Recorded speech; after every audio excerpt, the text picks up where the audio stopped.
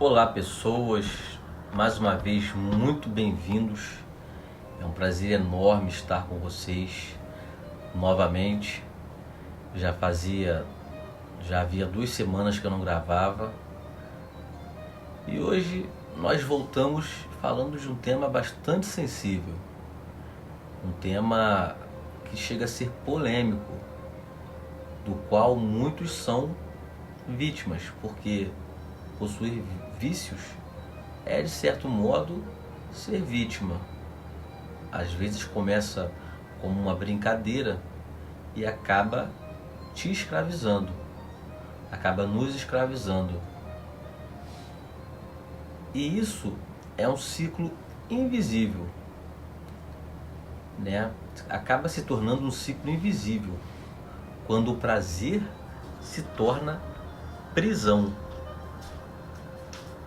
A gente vive em um mundo de excessos. Excesso de informação, excesso de comida, excesso de estímulos. Mas existe um vício silencioso, muitas vezes escondido atrás da porta do quarto, que ninguém gosta de admitir, todo mundo tem vergonha. Hoje, no Diário das Pessoas e do Mundo, vamos falar sobre o vício em masturbação. Não sob uma ótica de julgamento, mas sob a ótica da neurociência e da saúde mental. Onde termina o alívio e onde começa a dependência? O que é o vício? Meu cachorro latiu aqui agora há pouco. Meu cachorro, ele gosta de participar dos meus vícios, dos meus vídeos, aliás. Falando de vício, quando não é o cachorro da rua, é o meu.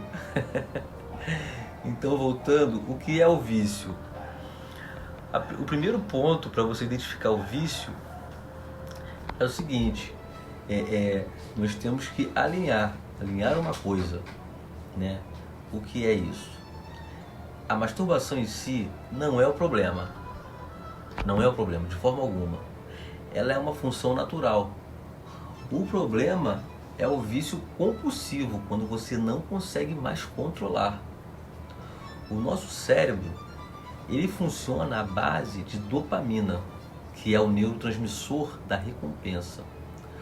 Quando você se masturba, especialmente associado ao uso excessivo de pornografia, você entrega ao seu cérebro um pico de prazer fácil, rápido e sem esforço. Com o tempo, o cérebro se acostuma, ele fica acostumado, ele quer mais, com mais frequência. E o que antes era prazeroso passa a ser apenas uma forma de anestesiar sentimentos, como tédio, ansiedade ou solidão. E quais são os sinais de alerta para você detectar se isso é um vício, já se tornou um vício na sua vida? Como saber se você cruzou a linha que separa a sanidade, que é quando você consegue controlar, do vício? Então, preste bastante atenção a esses sinais. O primeiro é perda de tempo. Você deixa de cumprir tarefas ou deixa de cumprir hobbies para se masturbar. Você deixa de cumprir tarefas que muitas das vezes são obrigatórias, ou deixa de praticar aqueles hobbies que você gosta para se masturbar. Você passaria horas procurando a melhor forma, o melhor vídeo ou a melhor postura. Você passa muito tempo procurando ali a melhor forma, a melhor situação e ao mesmo tempo a melhor cena, o melhor produto para você praticar tal ato. O segundo ponto é a dessensibilização. O sexo real já não parece tão interessante quanto o ato solitário. Ou seja, há pessoas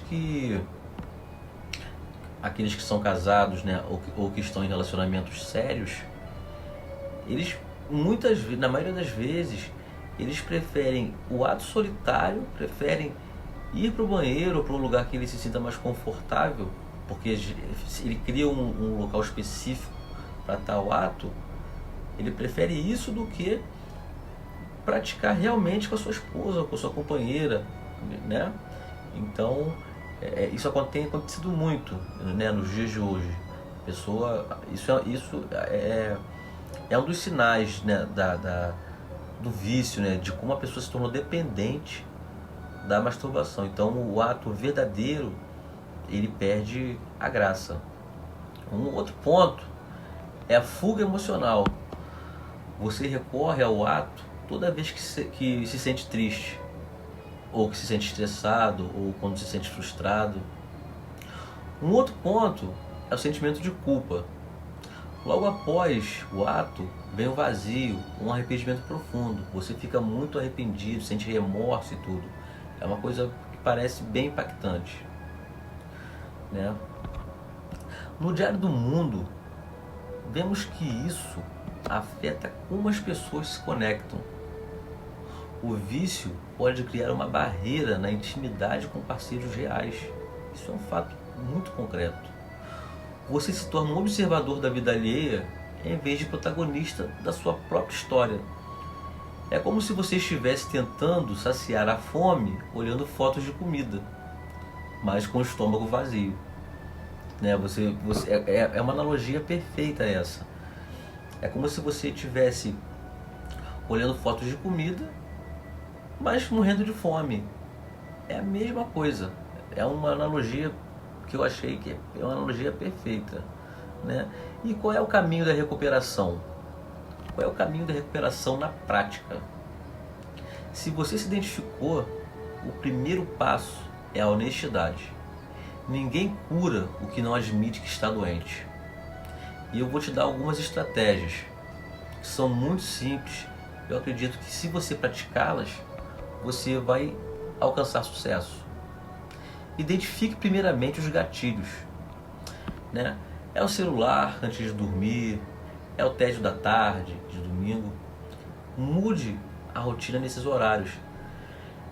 Ou às vezes você está no telefone, tá ocioso, aí pega o telefone, aí passa ali, né, uma cena, uma foto de uma pessoa bonita ou atraente, né? Aí aquilo é um gatilho para você já praticar, já ir lá para o seu lugar praticar, né? Então, identifique esses gatilhos, identifique qual é o seu gatilho, se é na hora do banho, se é na hora que você está ocioso, vendo algum, né? Identifique os gatilhos, porque sempre tem um gatilho. Identifique isso, procure identificar. Uma outra dica que eu te dou é a regra dos 5 minutos. Quando a vontade vier, prometa a si mesmo esperar 5 minutos e fazer outra coisa, tipo beber água, caminhar, ler. Muitas vezes a onda do impulso passa, e realmente passa. Ou então você, por exemplo, você se ocupe com alguma coisa importante que você precise fazer. Eu tenho certeza que você vai até esquecer. Ou seja, é um dia após o outro. Todo dia você fazendo isso, certamente você estará livre em breve desse vício, se você por acaso tiver. Reeduque seu cérebro. Busque dopamina em fontes saudáveis, exercícios físicos, aprender algo novo, ou principalmente conversas reais. Quebrar ciclos não é fácil, eu sei que não é, de forma alguma, não é fácil. E não acontece do dia para a noite. Se o vício está afetando sua saúde mental, não hesite em procurar terapia. O mundo aqui fora tem muito mais a oferecer do que uma tela ou um momento de isolamento. E você aí, já sentiu que o mundo digital e os prazeres rápidos estão mudando a forma como você vive? Deixe seu comentário aí, vamos conversar a respeito. E se esse vídeo te ajudou de alguma forma, se inscreve aí no Diário das Pessoas e do Mundo. E a gente se vê no próximo. E como de praxe, né, como é de costume, um beijo no coração de todos e aquele abraço apertado e fraterno. Até o próximo.